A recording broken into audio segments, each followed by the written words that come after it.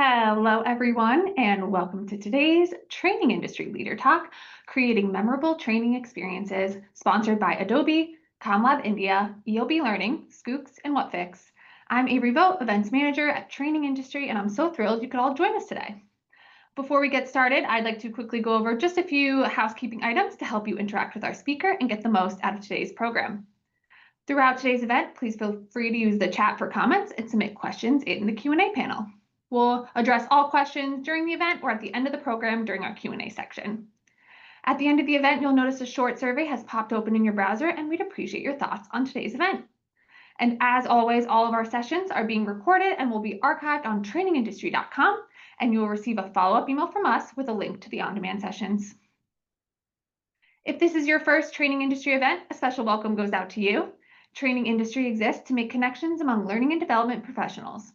We offer tons of resources to support your role in L&D through live events like today's Leader Talk, as well as through articles on our website, our magazine, conferences, research reports, and our podcast.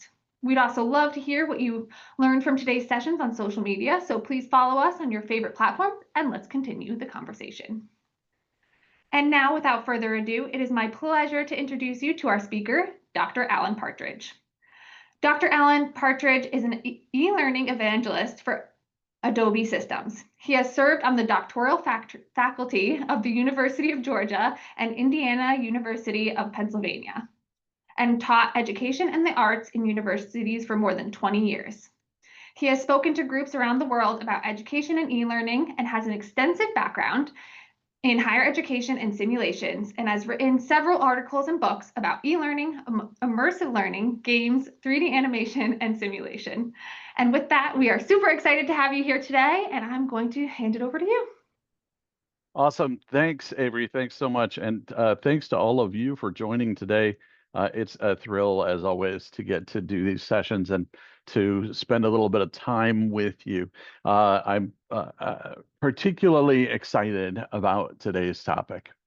You know, I was thinking that in today's sessions, they're back to back to back, and they're all about sort of the direction that things are moving. And I thought, you know, if I were still in college, I would probably make it a drinking game to sort of guess how many words the speaker could get into the presentation without mentioning AI. And I'm not going to get very far. I'm going to let you know that really in today's really fast-moving AI landscape, skills are interestingly still the ultimate currency. And L&D is at the center of this transformation. I don't think you have to look too hard to see that L&D is getting leaned into as we undergo this kind of transformational experiences in our organizations. To stay ahead, organizations need learning strategies that are fast, that are flexible, and that center on people and what makes them different. My grandmother used to say, you can lead a horse to water, but you can't make it drink. Well, it turns out grandma was wrong. You can't even lead a horse to water anymore. There are 11 million watering holes, and the horse is probably on its phone. So today, let's talk a little bit about intelligent upskilling. Let's talk about this wildly moving current that we're all swimming in. And let's start by talking about fizzy soft drinks.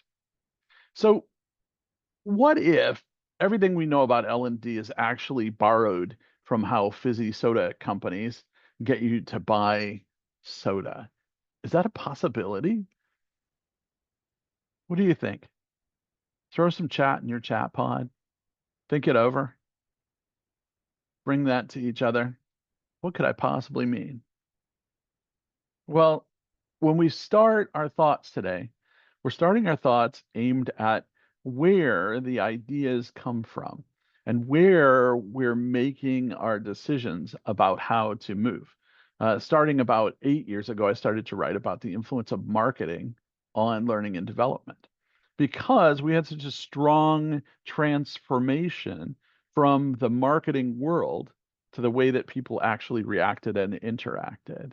And we've continued to see that take a really dominant kind of route. And it's become something that we very much see focus on. And as we move through the space and start to think about and talk about what kinds of things are happening in terms of global transition here, I think it's important that we maintain an awareness that one of the first shifts that we've seen is this sort of shift toward the importance, the significance of marketing in this space. So one of the things that we should talk about is the connection with neuroscience. I mentioned before 11 million different watering holes. The human brain is believed to be able to process about 11 million bits of information. And you all know I get a little bit fussy when I can't find the exact source of something. So this is a number that I've heard several times. I finally was able to look it up. It does not come from a specific source. It's widely endorsed by a number of different practitioners and different sources, but it's believed that we can process about 11 million bits of information per second through unconscious mechanisms. But the conscious mind, we know, can only handle about 50 in that same second. So the mind is actually only capable of taking in a small amount of the information that's available to us at any given time, but we're subconsciously taking in the whole. And I think that's one of the reasons that we find ourselves feeling these sort of feelings of exhaustion and overwhelm as we face the world and we encounter more and more predominance of media and other sources of stimulus that are all coming in subconsciously, but not actually making it to the surface because we simply can't process that much stuff.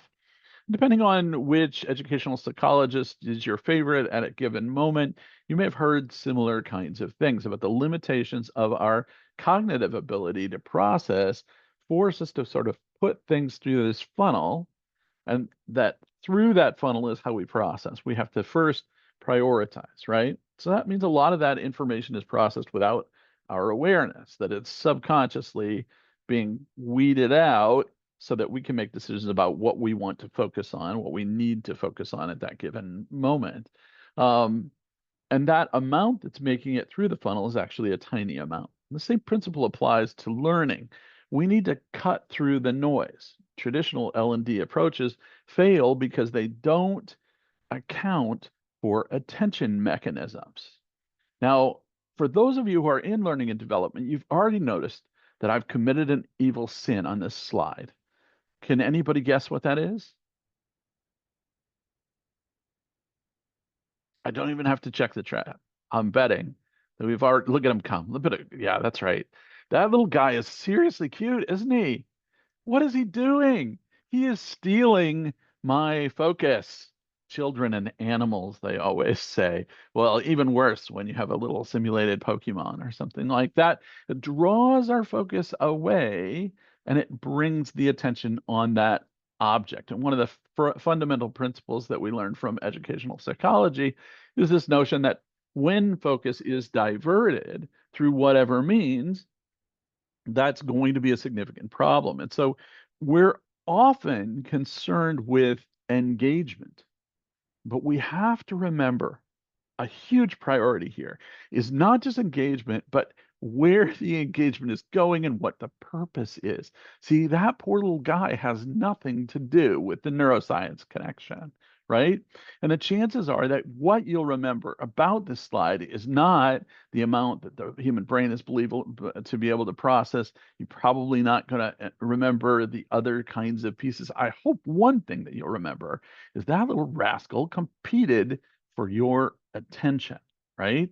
And that kind of control of attention needs to become a central part of the way that we think about our learning experiences more and more, because more and more people are facing that sort of constant pull, that hyper stimulation from every direction. Now, we could look at it this way. We could say, hey, look, your learning and development platform is processing 11 million bits of information, while your learners can only handle 50. And I think that's what learners have been telling us for quite some time. They've been saying, I'm very busy. I don't have time for this. Do I really have to do this thing? This is stealing attention away from what I'm supposed to be focused on. right? And so the language that learners are using is the language of this landscape. It's language to help us understand that they feel kind of overwhelmed in this condition. We've been treating learning like a buffet when it should be more like a perfectly curated tasting menu, except the chef is now an AI that knows your dietary restrictions better than you do. So if we think about this for a second, one of the advantages as we move into this new modern age of artificial intelligence is its ability to facilitate this problem, its ability to rapidly cull down the noise and focus on the things which need attention. And so, as we march forward, we're going to want to look more and more at opportunities to leverage the AI to act as an attention focusing lens, something that can help us to accomplish the goals that we have for our audience by getting them to kind of zoom in on the things that are the most important at that particular moment in time. So let's think about this in terms of skills. Why are adaptable cross-functional skills key at this moment in time? Look at these little points of research and evidence. The reality of skills disruption is that 44% of workers' skills are expected to be disrupted in the next 5 years. I would argue that that's probably in the next 2 years or 1 year. I have never seen such a massive disruption of the extant skills that workers have.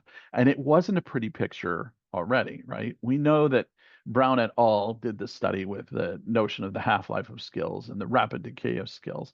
So these studies have not been strange to us. They've been around, in fact, for quite some time. But now we don't have to just rely on the words of Brown and Denning. We can go further because we're seeing it around us every day. 83% of companies are harnessing cross-functional teams to remain agile. And organizations are empowering employees to make delegated decisions, see their likelihood of success. Those organizations increase by 3.9 times. This doesn't surprise me at all. Um, when I went to college to become a doctor professor, I was told that my path was ridiculous and that it was absolutely contrary to the notion of a doctor. In fact, when most people go to study for their doctorate, some old ancient professor will draw a big circle on the chalkboard or on the whiteboard. They'll draw a big circle, and then they'll come back and they'll use their finger to draw it, just to poke a little hole there, and then they'll draw a little bump on the top of the circle, right? So it's a big circle, it's got just a little bump, right? And the point of this lesson for those future doctoral students is that the vision of the world is that that's the notion of all of your field or your discipline, and your influence is going to be the magnificent achievement of having specialized in one thing, one singular, tiny, minuscule kind of idea in such a detailed and focused way that you manage to make a bump in the sphere of all things in your field or discipline. And I always thought that was sort of funny. Now, my background, my discipline, and even my doctorate are in interdisciplinary studies. My fascination is in the notion that there's a crossover between everything. My father used to say that if you understand the language of any field, you will master that field. His argument was that it didn't matter if you were a doctor or a mathematician, a physicist, or somebody who taught, that ultimately we were all using the same language, but we had vocabularies that were specialized to those individual areas. And if we could breach that and understand the commonality of those languages, then we could very rapidly learn from one to the other. And I found that to be true for the bulk of my life. Now we're at this crossroads, at this juncture, where the skill, which I was heavily criticized for when I was young, is actually the skill which is now in heavy, heavy demand.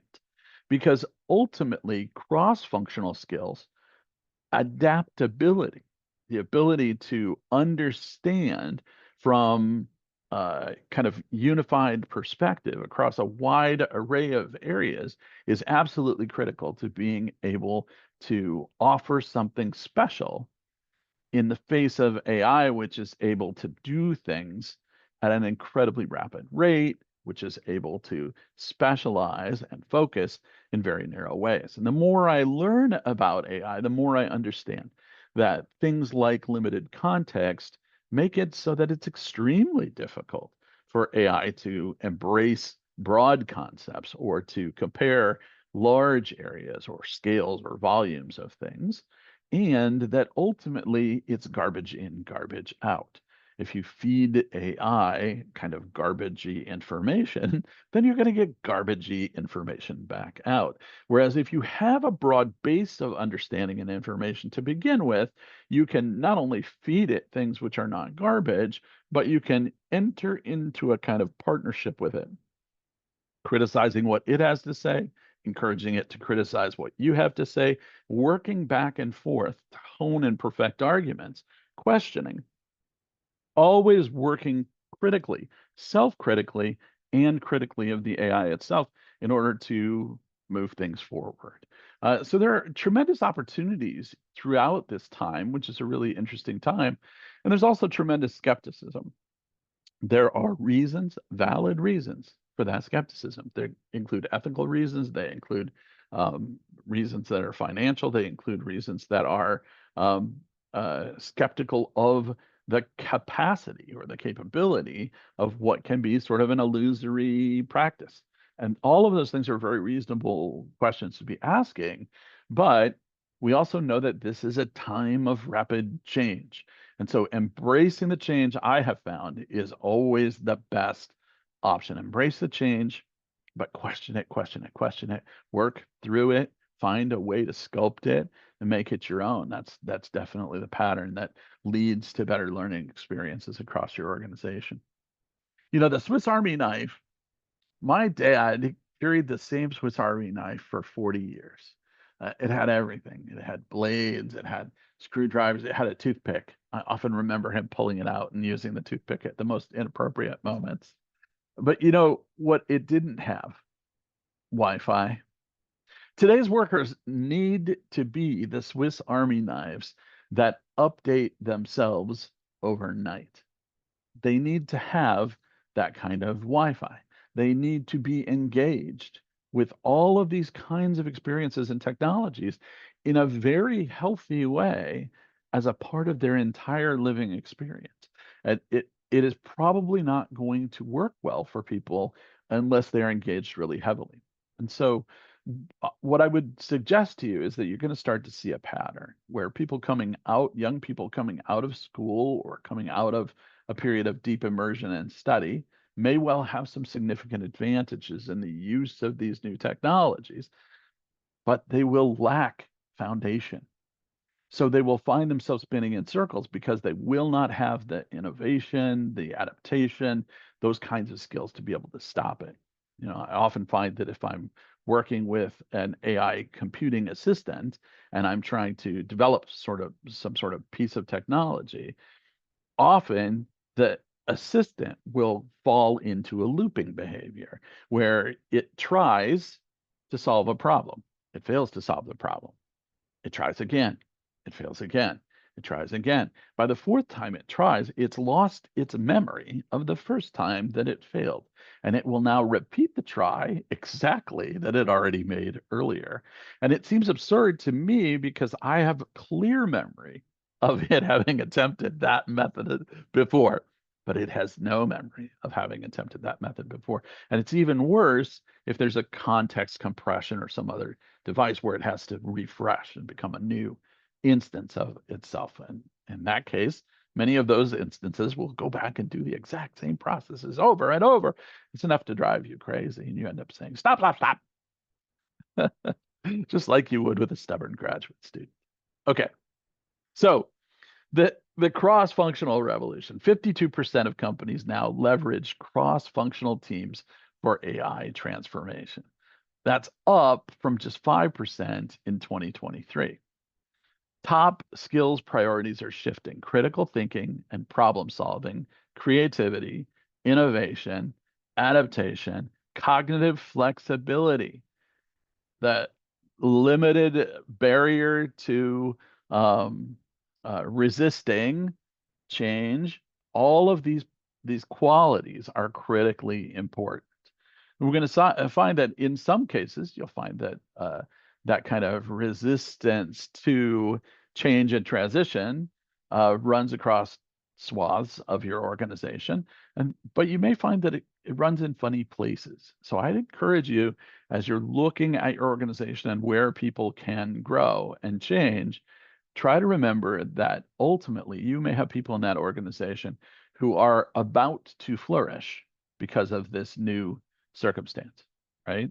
And give them a moment, give them a chance. You might find that there's some real opportunities for you and your organization to kind of push forward and find real new advantages. So now when we think about that building a culture of continuous learning, um, think about it this way. Do you remember when lifelong learning meant getting a gold watch after 40 years of service? Now it means that your skills have the shelf life of a TikTok dance trend. Your skills have a very, very short half-life. And if, in fact, an individual employee is dependent upon skills that they believe they were educated in, and therefore that makes them highly qualified, they missed the game entirely. The game was always to train in critical thinking, adaptability, the ability to move forward rapidly into differing spaces so that they could be tremendously useful no matter what the circumstance. And these are skills that generally have been associated with leaders. And now we need to pull people across a broader swath of the organization into that space. There's a really interesting post on LinkedIn last week from one of the senior leaders at IBM who has been repeatedly coming back to the table with these great insights. And what he said that I thought was absolutely fascinating was he said, your organization is being led by the people in the trenches, by the people doing the AI work. It's being led by the people making those decisions. And he was, of course, absolutely right. Because you see, the rate of decision making, the rate of really fundamentally important choices is so fast that the leadership does not have time to follow or track it. And who's actually making those decisions are the people who are boots on the ground actually doing the implementations day after day.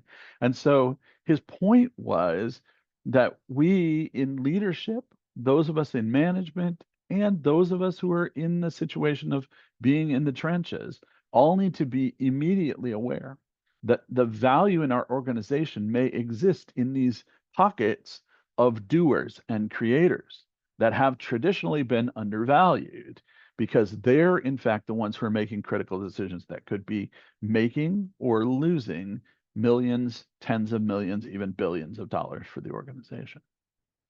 So there's a sort of explosion of evidence then that we're dealing with here, and it has to do with this sort of demand and supply mismatch. 91% of employees actively seeking to learn new skills, 2% of companies effectively meeting that demand. Oh, holy cow.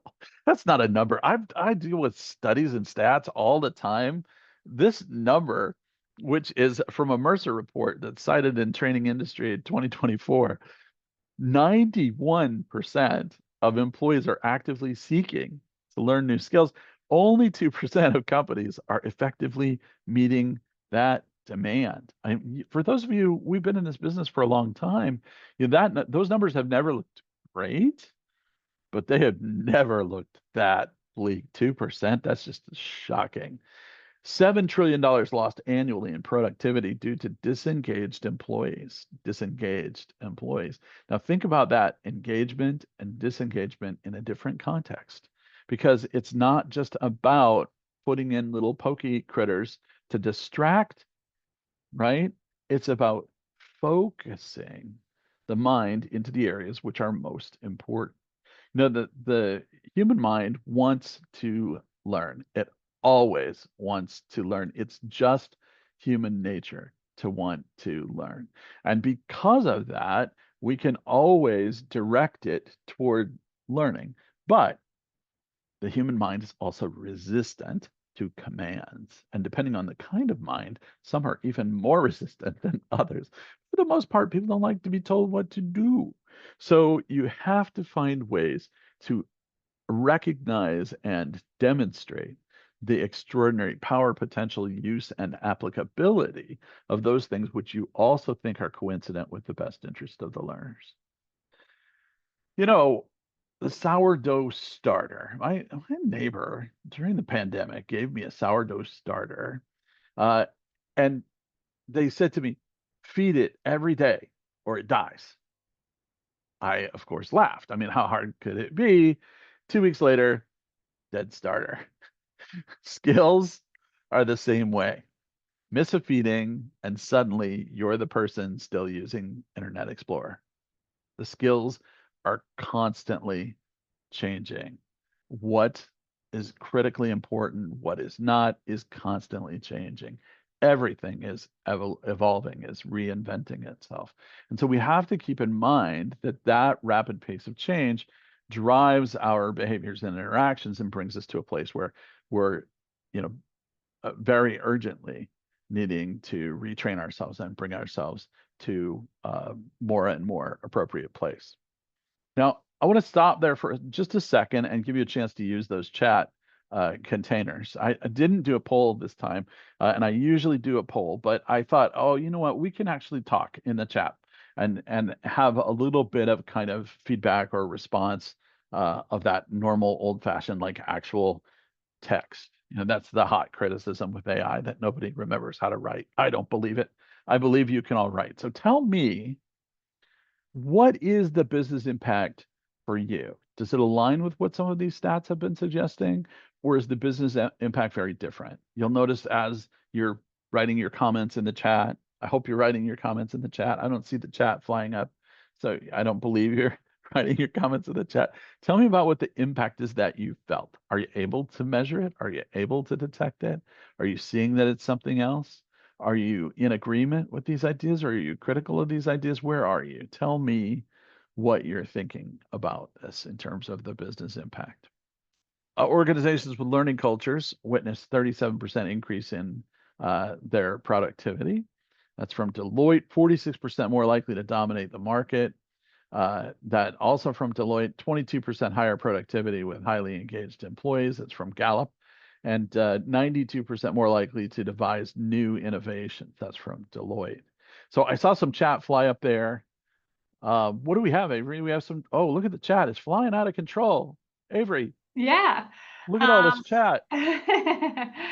so I see something from Melissa here. It has greatly impacted our employee morale, but to separate out that it is the only factor is difficult. Ah, okay. Yeah. Right, because it ultimately there are lots of things that could be influencing employee morale, and it may be the AI, it may be the fear related to AI, it could be communicating.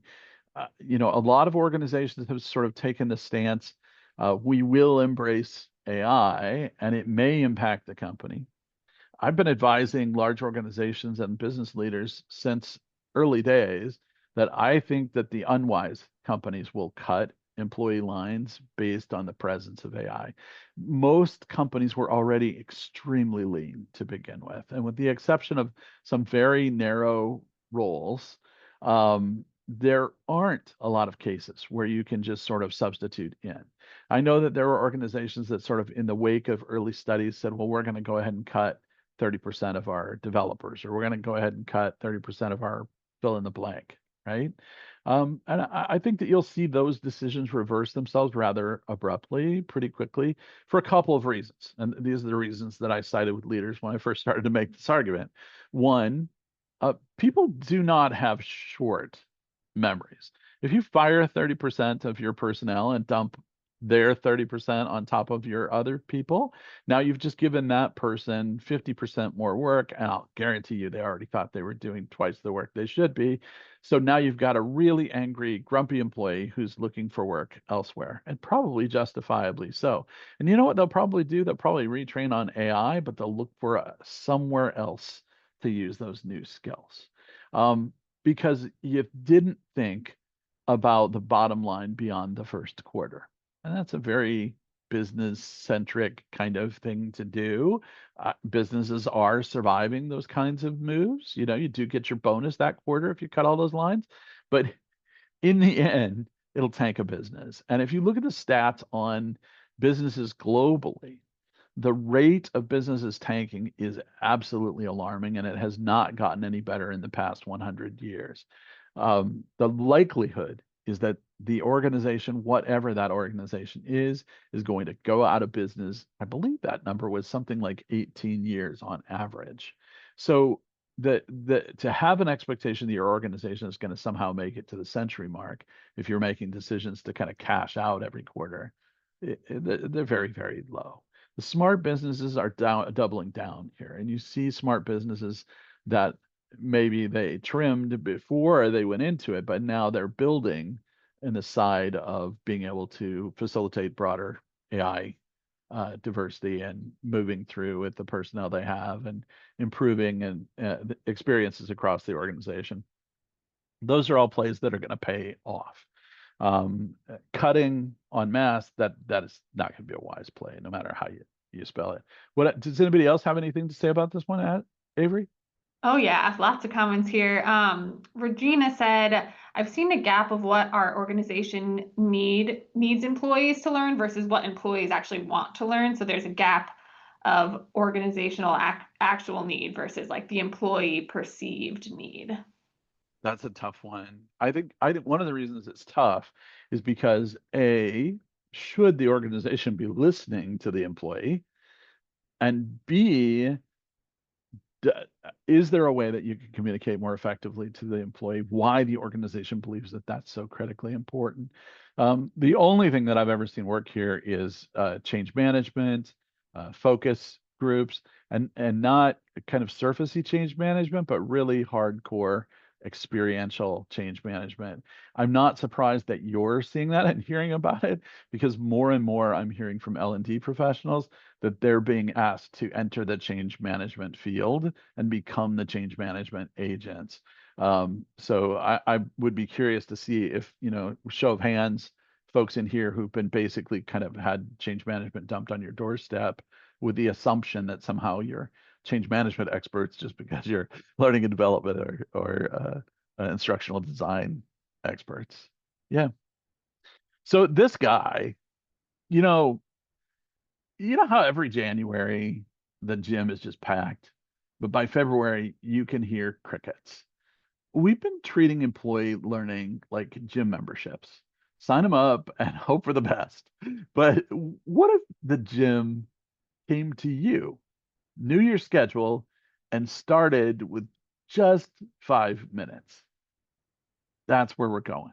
We're going to an entirely different landscape where things cater to you. It's one of those conversations that I'm having on a daily basis now with people inside our organization, trying to help them understand that the tolerance that people have for nuisance, for a lack of ease, for a lack of accessibility, for a lack of um, real accommodation for the immediate needs, it is becoming less and less tolerable. It's been that way for a while. You get online and you try to book a hotel or order groceries. If there's one glitch, that's it, you're out, right? That's a very intolerant kind of attitude to have, but it's universally true. And organizations that don't see it are going to be producing content that is content for 5 years ago. We used to say 20 years ago. Now we say 5 years ago. And give me another year, we'll say 18 months ago. Um, that trend is absolutely going to continue. I'm so curious what you guys are talking about in the chat. 47 people are chatting. Avery, should we pause for one more kind of dive into the chat, see what's going on Sure. there? Yeah, I think there's been um, a couple people who are talking about that, due to security reasons, they can't use AI within their organizations. And we're also seeing quite a few people who are working for like state agencies, and they're saying they're running like years behind in implementation of technology. And a lot of their focus is more on like compliance trainings. Yeah, absolutely. That's universally true.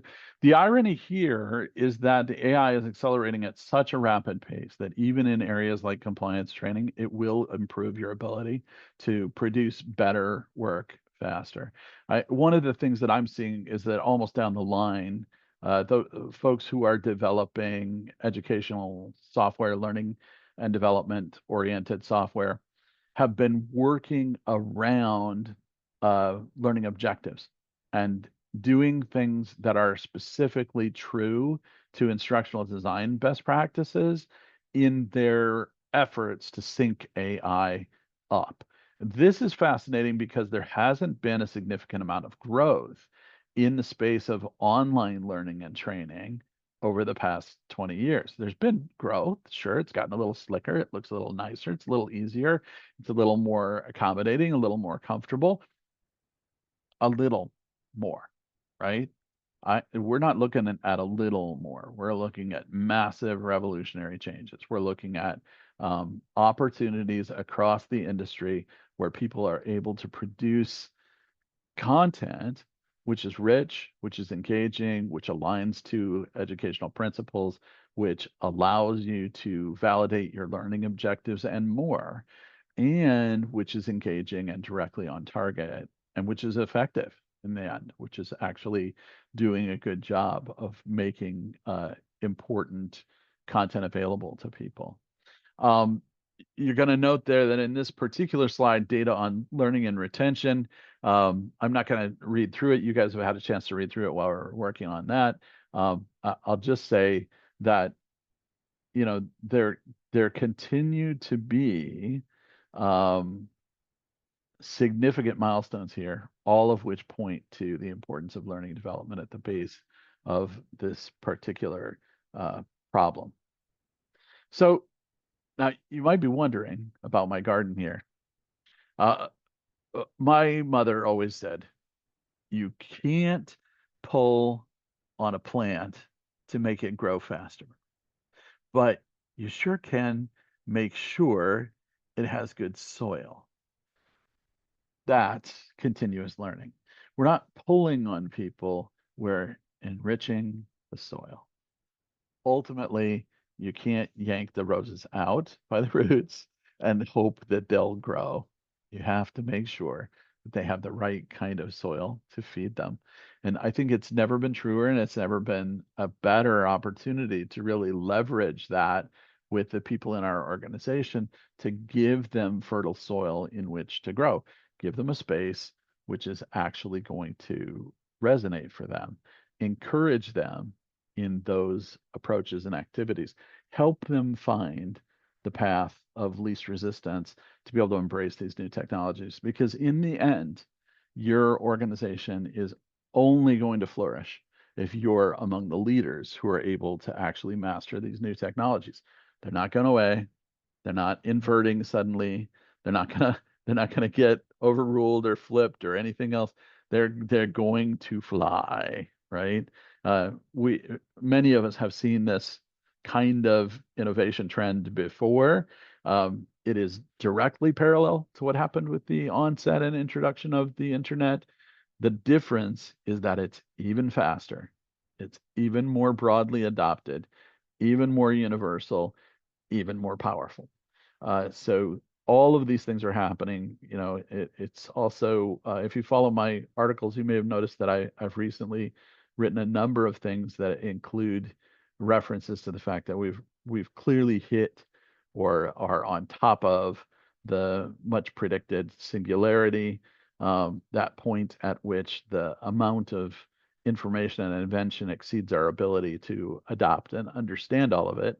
Um, that's certainly where we are, but it doesn't mean that we throw up our hands and give up. It means that we double down. And speaking just for myself, in my personal experience, I couldn't be happier, right?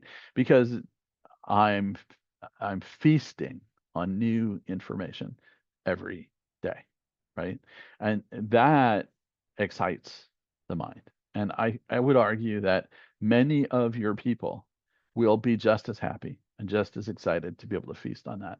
And you're going to reap the rewards because ultimately they will bring that knowledge back to your organization and make your organization excel as a result of that new knowledge. Um, so when we look at this one, these are the four stages applied to workforce development. Stage one, representation, attention. Stage two, predicted value. Stage three, experienced value. Stage four, remembered value. So we're really talking about, from the attention perspective, how are your employees identifying learning opportunities? What is the bottom up saliency? AI recommendations versus top down control, career goals, right? Both of those things have to be relevant in order to guide the attention. But one of the things that happens is because of AI at every level, we're able to offer more awareness, more programs, more control, and so on, because we can produce more at a more rapid pace if we do so wisely and carefully. And I always like to add that phrase wisely and carefully, because depending on how you're leveraging AI in your day-to-day workflow, um, yeah, we had this great example. We had a person who came to the our blog to try and write blog articles, and this person had just entered, really garbage in kind of AI prompts and gotten really garbage out kind of articles, right? Articles that didn't make any sense, articles where the research didn't match any of the content in the article, articles where the research was questionable and not very well sourced, uh, all of the kind of garbage that you could possibly expect, right? And I realized I needed to tell people something. I often use AI to allow me to write so many articles. If you followed me for very long, you know that my article delivery pace used to be about one a month. And now it's not unusual for me to do three a week. Well, I couldn't do that all by myself, but I think the thing that people may miss when they hear me say that, if you turn that off and go, oh, well, Alan doesn't write his articles anymore, that's not true at all. My typical article has 40 or more drafts. Let me repeat that so you follow. My typical article today has 40 or more drafts. Now, when I wrote those myself by hand, I was lucky to get two. And then somebody came in and helped me with the spelling and the grammar and the kind of everyday mundane things, because in two passes, I wasn't all that great at correcting all of my own grammar. Uh, in the difference is phenomenal when you treat these tools as a partner and you go back and forth and you enter into conversational relationships with them. And you understand that by being critical, by being serious minded, by applying the things you already know about rigor and scholarship and understanding the importance and significance of truth and evidence, you'll find that you're able to produce more content much more rapidly. And that's great because you'll also learn much more content much more rapidly. So you never learn content better than when you actually have to go in. And when you're working with a partner who's a little bit like a flaky grad assistant, somebody who you have to check every source, you have to follow up on every notion, then that's good because you're actually validating and verifying everything that you get. So that next phase, predicted value, L&D as architects of predicted value, helping employees envision their future selves, and return on investment of learning beyond the current role. That next stage, the experienced value, that's where this actually gets real as opposed to the supposition. That's about the deeply human aspect of digital learning, about social learning, mentorship, matching, collaborative projects, creating memorable experiences, that sort of thing. And then finally, the remembered value is about building organizational memory. It's about learning culture embedded right inside the DNA of the organization. And nothing moves an organization further faster than to embed a sort of fondness and appreciation for learning itself right into the DNA of the organization. And finally, it's about moving beyond completion rates to business impact. If we understood the business impact potential at the very beginning and we followed through, then we're obviously going to be able to find a way to realize business potential. Now, along the way, there will be opportunities for us to become, I don't know, what shall we say, slightly distracted by shiny objects. And that's okay too. If you think about it, we're sort of treating skills right now like Pokemon cards. You've got to catch them all. When we should probably be treating them like sourdough starter. You need to feed it constantly or it dies. And just like sourdough, everyone thinks they're an expert. And maybe they're not such an expert. And having that little bit of self-doubt can be a really strong way to approach the paradigm. Having a little humility, a little authenticity, a little bit of self-doubt, it can really rock us forward quickly. I gave you an extra like 5 seconds for those of you who are really fond of that little guy. And I think Avery, do we share these slides? Yeah, we will definitely share these Okay. with everybody I else. can already hear somebody's like, I want that for my screensaver. I didn't even read the chat, and I'm guessing it's probably in there. So the Yep, images we that I the did. images that I create, by the way, for you guys, I create with Adobe Firefly. So just a little nod to the mothership there. So the new role of L&D in shaping business-ready talent, the current state, where we sit now, 49% of technology leaders say AI is fully integrated into their business strategy. That means that they have a strategy which is planned and defined, and they believe that AI is fully integrated. I say beans, and I'll tell you why I say beans. I have always believed in practitioner first. I've always believed that you have to do it, to know it, to learn it, to teach it, right? And so the first thing that I did was start utilizing everything from generative AI for image generation, video generation, then on into the coding. I was fascinated by the coding phenomena, started vibe coding, started learning programming again. By this point, I'm remembering things that I haven't applied in 25 years. The point I'm making here is that this is going to be a different kind of impact on every single different kind of career space. And for each of those spaces, there are going to be different impacts and different expectations. There were all those headlines about how a AI doctor simulation outperformed regular doctors in the naming and recognition of procedures. But I couldn't help but wonder, based on studies by Pat Kyriakides and others, the mastery that comes from the most advanced physicians who recognize instantly that someone has a disease or disorder almost without a need for diagnosis is something that certainly AI couldn't handle. And when we're dealing with these kind of statistical realities, we're ignoring the boots on the ground realities. And those could become quite dangerous quite quickly. And so diminishing the importance or significance of a highly trained skill, like a doctor, is absolutely the wrong way to look at it. The right way to look at it is to say, oh, thank goodness, my doctor, who had to keep a memorized list of 18,000 procedures in their head, now has a resource which will allow them to pull up any of those 18,000 resources just like that. And then they can cross check it against their own personal understanding and their experience base, right? So it doesn't mean that we invalidate the skills of the expert. It means instead that we leverage AI to augment the speed, the accuracy, the precision of the expert and provide them with additional resources that make their life a little bit easier. And my goodness, with doctors and the speed of patients just growing and growing and growing, don't they deserve to have their life be just a fractional amount easier, right? Rather than have people coming in with WebMD citations right next to OpenAI citations, telling the doctor exactly what's wrong with them, and unfortunately having no medical knowledge and therefore missing 20 other potential symptoms that could be causing their trouble.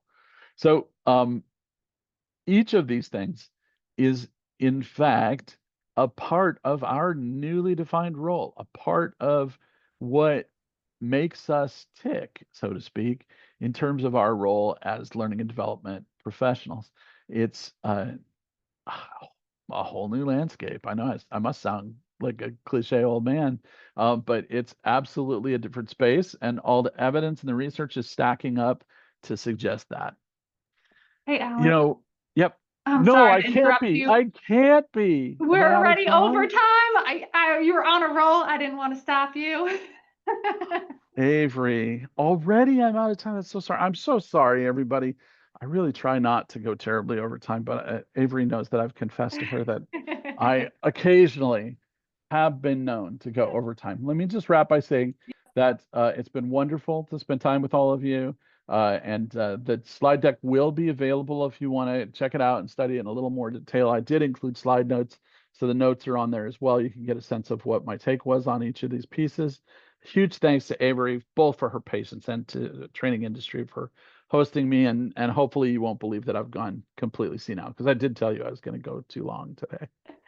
No, it has been so awesome. That's why I was like, how much longer can we go? It's been so great. Again, as always, you have been a pleasure, and this has been a really wonderful session. And thank you to everyone who has been interacting in the chat. It's been super fun to read all of your comments. And yeah, we will be taking about a 9-ish minute break.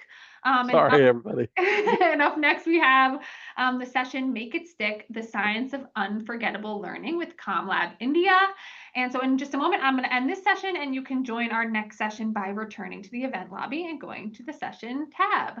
And thank you again, Alan, for your time today. It has been awesome. And yes, we will share a copy of the slide deck with everybody.